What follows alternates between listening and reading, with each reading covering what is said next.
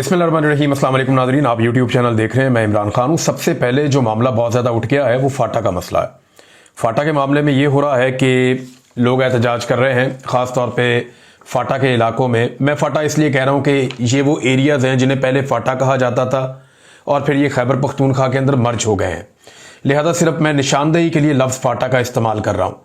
कबायली इलाके हैं पाकिस्तान के, और ये जो फाटा के लोग हैं ये सरापा एहतजाज है। इन्होंने बार बार एहतजाज किया और अपनी आवाज़ हुक्मरानों तक पहुंचाने की कोशिश की।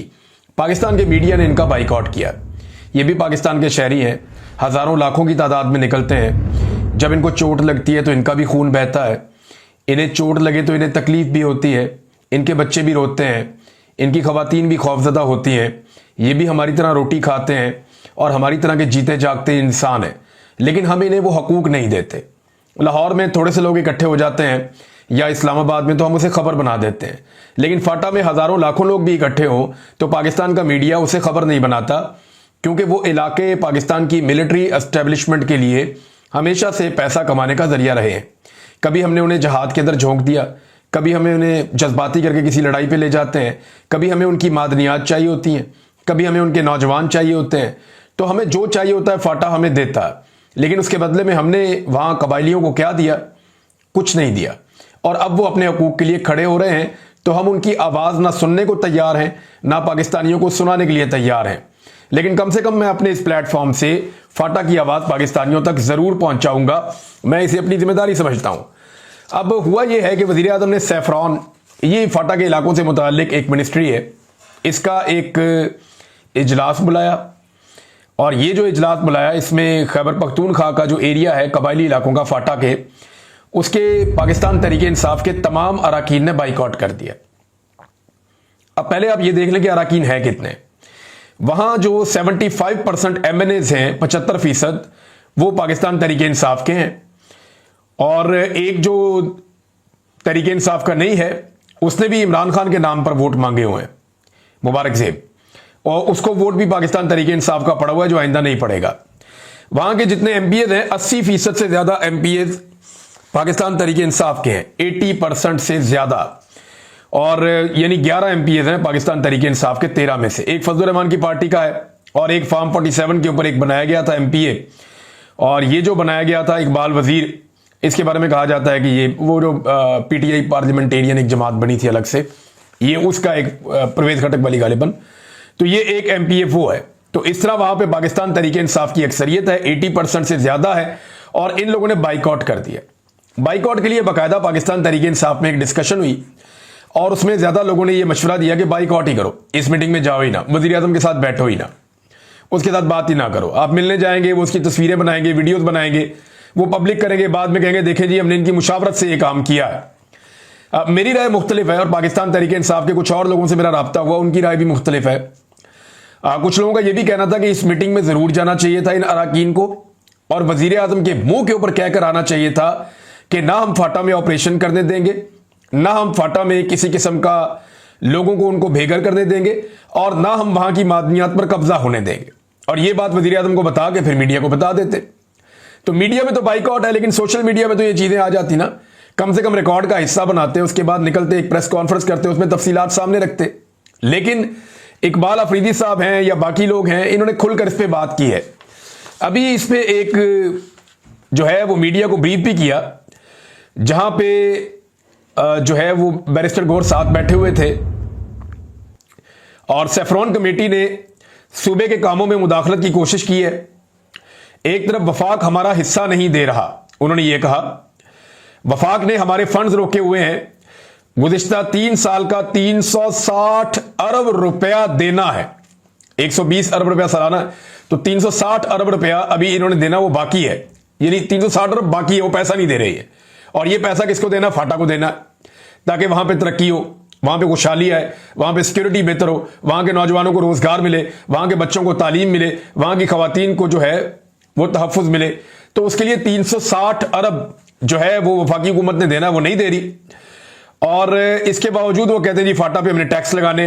तो तहरीक इंसाफ ने इसके खिलाफ एक प्रेस कॉन्फ्रेंस की है, और इसमें जो इकबाल अफरीदी साहब हैं उन्होंने भी इसका बाइकआउट किया, और बाकायदा उन्होंने कौमी असम्बली के अंदर भी इसके ऊपर बात की है। तो बड़ा जोर देकर यह बात हो रही है। आने वाले दिनों में जो मुझे इत्तला मिली है वो ये है कि फाटा के हवाले से एक जरगा होने जा रहा है जो पाकिस्तान की मिलिट्री एस्टेब्लिशमेंट को रोकने के लिए होगा, और ये जरगे के अंदर बहुत सारे लोगों को शामिल किया जाएगा और कोशिश की जाएगी कि इस जरगे में सारी पॉलिटिकल पार्टीज को भी शामिल किया जाए, जैसा कि फजलुर रहमान साहब की पार्टी है, जमात इस्लामी है, एएनपी है, पीटीआई है। तो ये लोग सारे इकट्ठे होकर बैठेंगे, कबायली अमायदीन भी बैठेंगे और उसमें ये फैसला करने जा रहे हैं आने वाले दिनों में। जो अभी तक मेरे पास इत्तला, इसको प्लान किया जा रहा है, अभी देखें कहां ये मामला कहां जाता है या इसका नतीजा क्या निकलता है। लेकिन मंसूबा यही है कि फाटा को बचाया जाए, फाटा की मादनियात को बचाया जाए, फाटा में कत्लो गारतगिरी रोकी जाए, फाटा में ड्रोन हमले रोके जाए, फाटा के अंदर एक नया मिलिट्री ऑपरेशन जो प्लान हो रहा है वो रोका जाए। तो फाटा के वसाइल और मादनियात पर कब्जे की लड़ाई और नए ऑपरेशन की तैयारियां, इसके ऊपर जरगा हो सकता है आने वाले दिनों में और कोशिश की जाएगी कि फाटा को बचाया जा सके, जैसे उसको हमेशा इस्तेमाल किया गया कबायली इलाकों को अपने फायदे के लिए, डॉलरों की जंग के लिए, तो आइंदा उसको इस्तेमाल ना किया जा सके। नंबर 2, एक मामला बड़ा उठा हुआ है और पीएमएलएन को ना एक बात का बड़ा दुख है। देखिए पीएमएलएन अभी उन्होंने पंजाब असेंबली में 26 अरकान को नाअहल करने की बात की, बड़ा उन्होंने रौला डाला उसके ऊपर। मलिक अहमद साहब बड़े अग्रेसिव होके वो प्रेस कॉन्फ्रेंसें कर रहे हैं, बड़ी उजलत में लग रहे हैं, ऐसा लगता है कि वो बदमजा हुए हैं क्योंकि मरियम नवाज को राजी रखने के चक्कर में मलिक अहमद खान साहब ने नो बॉल कर दी है। यानी आप ये कैसे कर सकते हैं कि एमपीए एहतजाज कर रहे हैं और एहतजाज करने वाले एमपीए को आप कहें जी क्योंकि इसने एहतजाज किया मरियम नवाज की शान में गुस्ताखी हो गई, लिहाजा एहतजाज करने वाले एमपीए को हम कर रहे हैं फारिग। अब ये मेंबर असेंबली नहीं रहेगा, इसको नाअहल कर देंगे। हालांकि सारी जिंदगी पीएमएलएन ने एहतजाज ही किया है, पीपल्स पार्टी ने भी एहतजाज किया है, एमक्यूएम ने भी एहतजाज किया है, पीटीआई ने भी एहतजाज किया है। ये कौन सी कोई नई चीज हो रही है? बजट के मौके पर तो बड़ा बड़ा खौफनाक एहतजाज होता है, ये तो कुछ भी नहीं है, मछली मंडी बन जाता है ईवान। और बहुत सारी हाथापाई की लड़ाइयां जो है वो रिपोर्ट हुई है, यहां तो हाथापाई भी कोई नहीं हुई। तो आप सिर्फ इस बुनियाद पे कि शहजादी साहिबा को पसंद नहीं आया, नागवार गुजरा कि उनके मुंह के ऊपर आकर किसी ने चोर के नारे लगा दिए या चोर की बात कर दी, तो वो ज़हनी मरीजा की वजह से उसको राजी रखने के लिए आप अब 26 अरकान असेंबली की बलि चढ़ाने जा रहे हैं। तो मलिक अहमद साहब जो है उनको पार्टी के अंदर से भी मुखालफत का सामना करना पड़ा, तो बड़े बदमजा हुए हैं। अब वो जस्टिफिकेशन दे रहे हैं इस बात की कि मैंने क्यों इनको नाअहल करवाने का फैसला किया। नाअहल तो ये लोग नहीं होंगे, सवाल ही पैदा नहीं होता, और अगर हो गए तो ये खुश नसीब तरीन एमपीएस होंगे क्योंकि ये एक नई तारीख लिख देंगे कि एहतजाज करने पे और आवाज उठाने पे, अपना जमहूरी हक इस्तेमाल करने पे एमपीएस को ना सिर्फ मुअत्तल किया गया बल्कि उनको नाअहल कर दिया गया। इनका तो बड़ा फायदा हो जाएगा सियासी, इन्हीं के खानदान आइंदा इलेक्शन जीतेंगे, कोई और नहीं जीतेगा, क्योंकि इन्होंने वहां पे आवाम के लिए, आवाम के दुख के लिए आवाज उठाई थी और जो आवाम पे बम मारा गया बजट का, उसके खिलाफ ये लोग बुरे थे। नून लीग की ना एक बड़ी अजीबोगरीब सूरत हाल और उनका ये दुख भी बहुत बड़ा है। नून लीग को जिसने मारा पिछले चंद सालों में, नून लीग उसी की गोद में बैठी है और नाम भी नहीं ले सकती। हैरत की बात है ना, कैसी अजीबोगरीब सिचुएशन है। नून लीग को मारा था मिलिट्री एस्टेब्लिशमेंट ने, मारा भी ठीक था, ये बहुत सारे सवालों के आज तक जवाब नहीं दे सके। मैं इस बात का हामी नहीं हूं कि मिलिट्री एस्टेब्लिशमेंट मुदाखलत करे या केसेस बनाए या कुछ और करे, ये पाकिस्तान के कानूनी निजाम को यह करना चाहिए, जो एहतसाब करने वाले इदारे हैं उनको यह करना चाहिए। फौज को इससे दूर रहना चाहिए, चाहे कोई करप्ट है या नहीं है, फौज का इससे कोई लेना देना नहीं है। अगर कोई करप्ट है तो जो इदारे करप्शन पकड़ने वाले हैं वो काम करें। तो नून लीग बेशुमार चीजों के जवाब नहीं दे सकी, लेकिन इसके बावजूद नून लीग को जो मारने वाले थे वो मिलिट्री एस्टेब्लिशमेंट के लोग थे। फौज फेंटा लगा रही थी नून लीग को जब उनके साथ ताल्लुकात ठीक नहीं थे। आज नून लीग को फेंटा नहीं लग रहा, आज अवाम उनके खिलाफ हो गई उनकी हरकतों की वजह से, तो नून लीग अपना दुखड़ा सही तरह सुना भी नहीं सकते। वो बताना चाहते हैं, रोना चाहते हैं, वो ये कहना चाहते हैं कि उनको मारा है एस्टेब्लिशमेंट ने, मिलिट्री एस्टेब्लिशमेंट ने, लेकिन वो ये कह नहीं सकते, उनका नाम ले नहीं सकते, क्योंकि आज वो खुद जुल्म का हिस्सा है, आज वो खुद जालिम है और जालिम के साथ खड़े हुए हैं। उसी एस्टेब्लिशमेंट की गोद में बैठ के ये इक्तदार में आ गए हैं और उन्हीं के जूते पॉलिश कर रहे हैं। लिहाजा नून लीग की सिचुएशन बड़ी ऑकवर्ड है। पीटीआई वाले तो फिर भी कह देते हैं ना हम दौरे जहालत में थे, हम जनाब कुछ और समझते थे मिलिट्री एस्टेब्लिशमेंट को। पीटीआई वाले तो उनकी पसली बड़ी मोटी है इस मामले में, उनका लीडर भी और ये जमात भी, वो अपनी गलती मान लेते हैं। इमरान खान पाकिस्तान का वाहिद पॉलिटिकल लीडर है जो साफ कहता है हाँ मेरे से गलती हुई, मैंने क्यों ये एक्सटेंशन दी, मैंने क्यों इस पर भरोसा किया, मेरी मिलिट्री एस्टेब्लिशमेंट के बारे में सोच फॉर द टाइम बीइंग वो गलत थी उस वक्त, और मैंने गलत किया, तो ये कितनी अच्छी बात है कि वो अपनी गलती मान लेते हैं। लेकिन पीएमएलएन का इतना बड़ा प्रॉब्लम है कि वो सही तरह रो भी नहीं सकते, वो बता भी नहीं सकते कि उनको मारा किसने। वो बेचारे इमरान खान पे इल्जाम लगाते हैं जिसने उनको क्या मारना था। ये सारे केसेस तो इमरान खान की हुकूमत आने से पहले के बने हुए थे। जिन मिलिट्री एस्टेब्लिशमेंट के लोगों ने इनको मारा, वो उस मिलिट्री एस्टेब्लिशमेंट को पिन पॉइंट नहीं कर सकते, बेचारे करते हैं तो फिर अंदर से उनपे सख्ती हो जाती है। तो नून लीग की बड़ी अजीबोगरीब सूरत हाल है जिसने उन्हें मारा उसी की गोद में बैठे और इस डर से नाम नहीं लेते कि दोबारा ये हमें गोद से उतार देंगे। अब साजिश ये है कि पीटीआई को दबाया जाए, डराया जाए कि आपके अरकान नाअहल हो जाएंगे। मेरे ख्याल में पीटीआई को बैक फुट पे नहीं जाना चाहिए, फ्रंट फुट पे आना चाहिए और कहना चाहिए जी करने नाअहल तो करो बंदे, हम देखते हैं तुम कैसे करते हो। यहां अदालतें भी मौजूद हैं, अदालतें इंसाफ ना दें तो एक्सपोज करें पूरे निजाम को। असेंबली में बैठ के कौन से आप झंडे गाड़ रहे हैं या कानून साजियां कर रहे हैं, अगर ये बाहर भी निकाल दें तो इससे क्या फर्क पड़ता है। ये निजाम मजीद नंगा होगा, मजीद एक्सपोज हो जाएगा, बैक फुट पे जाने की जरूरत नहीं है। ये सिर्फ मरियम नवाज के सामने इन एमपीएस को झुकाने की एक कोशिश है। यानी अगर ये कर देंगे ना तो एक बदतरीन मिसाल पीएमएलएन के और इलेक्शन कमीशन के गले चिपक जाएगी। इलेक्शन कमीशन भी मैं देख रहा था, यहां पे उन्होंने एक प्रेस रिलीज जारी की है, मैं पढ़ के हैरान हो रहा था कि एक पॉलिटिकल पार्टी भी दूसरी पॉलिटिकल पार्टी को ऐसे नहीं मारती जैसे इलेक्शन कमीशन टारगेट करता है पाकिस्तान तहरीक इंसाफ को। इलेक्शन कमीशन की आप अगर प्रेस रिलीज देखें तो वो कैसे जस्टिफाई कर रहे हैं मलिक अहमद के साथ मुलाकात को, फिर बता रहे हैं जी हम पीटीआई के लोगों से भी मिलते रहे हैं, पीटीआई का नाम ले रहे हैं और किसी जमात का नाम नहीं ले रहे हैं। वही हम शाह महमूद कुरैशी साहब से भी मिले हैं, हम जो है ना वो असद उमर से भी मिले हैं और बाकी लोगों से भी मिले हैं, उस्मान बुज़दार से भी मिले, बाकियों का नाम नहीं ले रहा। जनाब हम ईवीएम के चक्कर में मिलना चाहते हैं, इसमें मिलना चाहते हैं, उसमें मिलना चाहते हैं, और फिर एंड में पीटीआई के ऊपर इल्जामात और पीटीआई के सवालों के जवाब और उनके ऊपर जो है वो एक नया प्रोपेगेंडा। ये इलेक्शन कमीशन ऑफ पाकिस्तान की हकीकत है कि इस वक्त इलेक्शन कमीशन ऑफ पाकिस्तान एक पॉलिटिकल पार्टी का रोल प्ले कर रहा है। इलेक्शन कमीशन ऑफ पाकिस्तान को अपना जाती सिंबल लेकर इलेक्शन में उतर जाना चाहिए और पीटीआई के खिलाफ इलेक्शन लड़ने की कोशिश करनी चाहिए।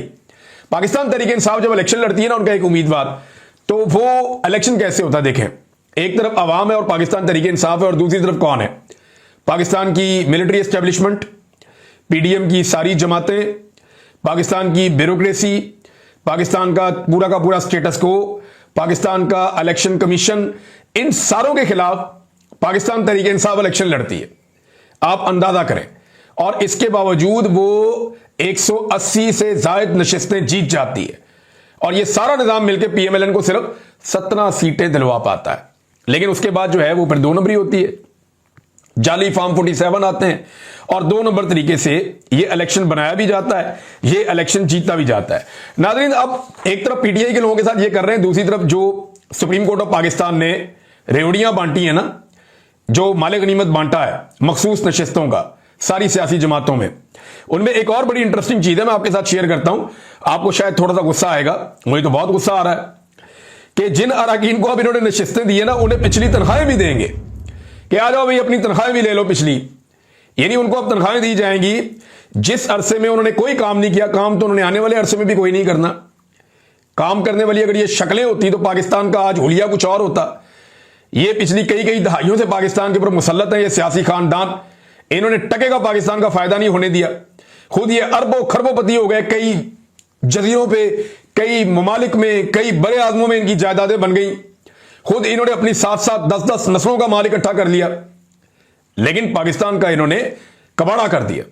अब ये जो लोग हैं इनको पिछली तनख्वाहें भी अब साथ में मिलेंगी, जिस अरसे में इन्होंने काम नहीं किया उस अरसे की तनख्वाहें भी इन्हें दी जाएंगी। और इन्हें क्या चाहिए, सिर्फ मशहूरी, सिर्फ अपने इश्तिहारात इन्हें हर जगह पे लगाने हैं। शाकिर अवान साहब ने एक बड़ी इंटरेस्टिंग बात बताई, और लाहौर से वो रिपोर्ट करते हैं तो लाहौर के बारे में उन्होंने बताया कुछ। उन्होंने कहा जी माह मुहर्रम के 10 दिन के लिए पंजाब भर में कौमी खजाने से अरबों रुपए लगाए गए हैं। सबसे ज्यादा तशहीरी मुहिम जो है वो पैसे इसके ऊपर लगाए गए। लाहौर में सिर्फ 18 बिल बोर्ड्स पर 20 करोड़ रुपया खर्च कर दिया गया। सिर्फ 18 बिल बोर्ड लाहौर में ऐसे लगे जिन पे 20 करोड़ रुपया 10 दिन के लिए इन्होंने कौम का झोंक दिया। कितना शौक है ज़हनी मरीजा को अपनी तस्वीरें हर जगह पे देखने का, कितना शौक है कि मैं हर तरफ हर चौक में नजर आऊं, हर जगह पे नजर आऊं, हर सड़क पे मेरी शक्ल लगी हुई हो, हर जगह पे मैं ही दिखाई दूं और कोई और दिखाई ना दे। अंदाजा करें आप इनकी सूरत हाल का। और अब कानून एक और इन्होंने बना दिया है, कानून यह बना दिया है कि आप तशहीर के मुतालिक जितना भी पैसा खर्च करेंगे कोई पूछ नहीं सकता। ये इन्होंने असेंबली के अंदर कानून बनाया कि अपनी तशहीर के ऊपर ये जितना भी पैसा लगाएंगे कोई इनसे उस पैसे के बारे में सवाल नहीं कर सकता और ना ही कोई कानूनी कार्रवाई कर सकता है। मेरे ख्याल में सबसे पहले तो इस कानून को चैलेंज किया जाना चाहिए ताकि ये कानून रिवर्स हो। लेकिन पंजाब के अंदर इनकी अपनी जो है, लाहौर में हाई कोर्ट भी इनकी अपनी मर्जी की बनी हुई है, सुप्रीम कोर्ट ऑफ पाकिस्तान भी अपनी मर्जी की बनी हुई है। लेकिन दरवाजा खटखटाना जो है वो जरूरी है, अदालत का दरवाजा खटखटाना जरूरी है, वो खोले या ना खोले लेकिन दरवाजा खटखटाना जरूरी है। नाज़रीन, बिजली के बिलों में जो पाकिस्तानियों के साथ जुल्म और जबर किया जा रहा है ना, उसके ऊपर अब एक तहरीक उठाई है सेनेटर मुश्ताक साहब ने और कुछ फैक्ट्स भी उन्होंने सामने रखे हैं। बड़े दिलचस्प फैक्ट्स हैं। एक तो 1 दर्जन से ज्यादा जालिमाना टैक्स आपके बिजली के बिल में आपको आते हैं और भारी बिल आपको वसूल हो रहे हैं।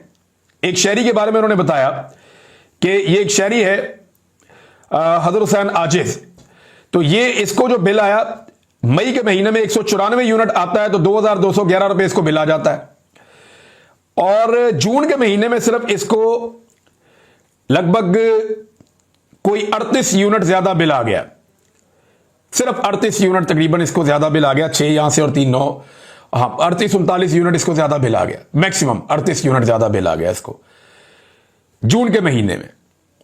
और इसका जो बिल बढ़ गया उसकी वजह से वो 6,500 रुपए बढ़ गया, यानी 227 यूनिट का बिल है 8,694 और 194 यूनिट का बिल है 2,211, 6,500 का फर्क है। और यूनिट कितने हैं बीच में? सिर्फ और सिर्फ 38 यूनिट। यह पाकिस्तान में जालिमाना स्लैब सिस्टम इन्होंने लगाया हुआ है। और मैप्को का एक ऑफिसर है, उसका बिल भी इन्होंने सामने रखा। यह एक अफसर है जो बिजली के महकमे में काम करता है, उसने 895 यूनिट इस्तेमाल किए, 895 यूनिट, और उसका बिल आया 1200 रुपया, 1201 रुपये। यार 1200 रुपया बिल लगभग 900 यूनिट इस्तेमाल करने वाले का और 250 यूनिट इस्तेमाल करने वाले का बिल लगभग 8700 रुपीज। अंदाजा करें इन्होंने कितनी ज्यादती की पाकिस्तानियों के साथ। अब वो ये कहते हैं जी जजों के, जर्नैलों के, पार्लियामेंटेरियंस के, तमाम अफसरान के जो मुफ्त बिजलियां उनको मिल रही है ना या सब्सिडी मिल रही है वो सारियां बंद करो और अवाम से जो बिल है ना वो बगैर टैक्सेस के ठीक वाला बिल लें ताकि अवाम को थोड़ी होश आए। अवाम को तो आपने बिलों के अंदर ही जकड़ दिया पकड़ के, किरायों के अंदर जकड़ दिया पकड़ के, दवाइयों के अंदर जकड़ दिया पकड़ के, खुराक के अंदर। पाकिस्तान के अंदर नौजवान ग़िज़ाई किल्लत का शिकार हो रहे हैं, इसके ऊपर कोई बात ही नहीं करता। ग़िज़ाई किल्लत का लगातार पाकिस्तानी बच्चे और नौजवान शिकार हो रहे हैं। लोगों की ग्रोथ रुकी हुई है, लोगों की ज़हनी और जिस्मानी ग्रोथ रुकी हुई है। यह किसी कौम के साथ इससे बड़ी ज्यादती हो नहीं सकती, नहीं हो सकती। वो ममालिक जहां पे कल तक ग़िज़ाई किल्लत होती थी वो अपने आप को खुद को फील करके चले गए, वहां पे बेहतरीन एथलीट पैदा हो रहे हैं, बेहतरीन दिमाग पैदा हो रहे हैं। और पाकिस्तान जहां पे बेहतरीन माहौल हुआ करता था, आज पाकिस्तान के अंदर हालात क्या है वो आपके सामने, मैं इस पे आपको और क्या बताऊं। नाज़रीन, कोट लखपत जेल को एक तरह से नो गो एरिया बना दिया गया है और इस पे जो रिपोर्ट है वो रिपोर्ट ये बताती है कि कोट लखपत एरिया के अंदर बहुत सख्ती कर दी गई है और वहां पे जो लोग जाते हैं कवरेज करने के लिए उनको भी बाहर दूर रोक दिया जाता है। और ऐसा लगता है कि अब ये फैसला कर दिया गया है कि कोट लखपत जेल के मुकीम जितने भी कैदी हैं उनको सख्त सजाएं आने वाले दिनों में सुनाई जाएंगी। और जो लोग कह रहे थे कि एस्टेब्लिशमेंट ने होश के नाखून कर लिए हैं, एस्टेब्लिशमेंट ने अपना किबला बदल लिया है, एस्टेब्लिशमेंट अब जो है वो नाइंसाफी बंद करने वाली है, या पाकिस्तान तहरीक इंसाफ के लोग, क्योंकि मैंने आपको एक खबर दी थी ना, मैंने उनसे कहा था कि यास्मीन राशिद साहब और शाह महमूद कुरैशी साहब को छोड़ने का एक दावा किया जा रहा है, लेकिन साथ ही मैंने आपको यह कहा था कि मैं इस पर यकीन नहीं करूंगा जब तक वो छूट नहीं जाएंगे। उसकी वजह यह है कि एस्टेब्लिशमेंट हमेशा धोखा देती, ये लोगों को चक्कर देते हैं। और अब एक तहरीक ही शुरू करनी पड़ेगी पाकिस्तानियों को और उस तहरीक के लिए तैयारियां हो रही हैं। देखते हैं ये तहरीक क्या रुख इख्तियार करती है। एक और खबर नाजरीन मैं जाते जाते आपको दे दूं, और ये भी एक अहम खबर है और बड़ी जबरदस्त खबर है, आप सुनेंगे तो आपको बड़ा मजा आएगा। एक और ओहदा जो है वो मेजर जनरल साहब हैं एक, उनको मिल गया। मैं आपके सामने उनका नाम भी रख देता हूं। जी नाज़रीन, ये हैं जी मेजर जनरल इरफान अरशद साहब। इन्हें पाकिस्तान स्पोर्ट्स बोर्ड के मेंबर के तौर पे तैनात कर दिया गया है और पाकिस्तान स्पोर्ट्स बोर्ड ने इसका एलामिया जारी कर दिया है। मेजर जनरल साहब अभी तक जो है वो ये हाजिर ड्यूटी हैं क्योंकि इनके साथ रिटायर का लफ्ज नहीं लिखा हुआ। और इससे पहले इरफान अरशद साहब को इलेक्ट किया गया था प्रेसिडेंट ऑफ पाइन क्लब। और 1 माह पहले इनको प्रेसिडेंट ऑफ पाइन क्लब बनाया गया था। बड़ी इन पे नवादिशात हो रही हैं। ये हिलाले इम्तियाज भी हैं और इन्हें अल्हम्दुलिल्लाह और इन्हें जो है वो पहले एक ओहदा मिला, एक अनअपोज्ड इलेक्शन ये जीते, यानी इलेक्शन में इनके मुकाबले में कोई भी नहीं आया, जैसे आसिफा जरदारी के मुकाबले में कोई नहीं आ सका था। तो यहां पे मेजर जनरल इरफान अरशद साहब के मुकाबले में कोई नहीं आया और वो अनअपोज्ड बन गए president alpine club of Pakistan के। और ये 1 महीना पहले की खबर है और अब उन्हें जो है वो बना दिया गया एक और ओहदे के ऊपर, और ये ओहदा है पाकिस्तान स्पोर्ट्स बोर्ड के मेंबर के तौर पे उन्हें तैनात किया गया है ताकि फ्यूचर में वो इस बोर्ड के चेयरमैन भी बन सके। अभी वो मेंबर रहेंगे, बाद में उन्हें वो ओहदा भी मिल जाएगा। तो ये चल रहा है जनाब, पाकिस्तान में कोई ओहदा या कोई इदारा या कोई जगह रह तो नहीं गई जहां पे मेरा कोई भाई जो यूनिफॉर्म में है वो तैनात ना हुआ हो। मेरा नहीं ख्याल कोई जगह रह गई है, वैसे जगह हम ढूंढते हैं। अब मेरे ख्याल में हमें यह चाहिए कि हम निशानदेही करते रहा करें कि ये वाला इदारा रह गया है जहां पे मेरा कोई बावर्दी भाई नहीं है या कोई बावर्दी ऑफिसर नहीं है। तो हमें चाहिए कि हम निशानदेही करना शुरू करें। हमें थोड़े से तो इदारे रह गए होंगे, तो हमें चाहिए कि हम वक्तन फवक्तन बताते रहा करें कि ये जगह बच गई है, यहां पे एक सीट क्रिएट की जा सकती है और हमारा एक भाई आके यहां पे एडजस्ट हो सकता है ताकि मुल्क जो है वो बेहतर सिमत में आगे बढ़ सके। अब तक के लिए इतनी, अपना ख्याल रखिएगा, अपने चैनल का भी। अल्लाह हाफिज।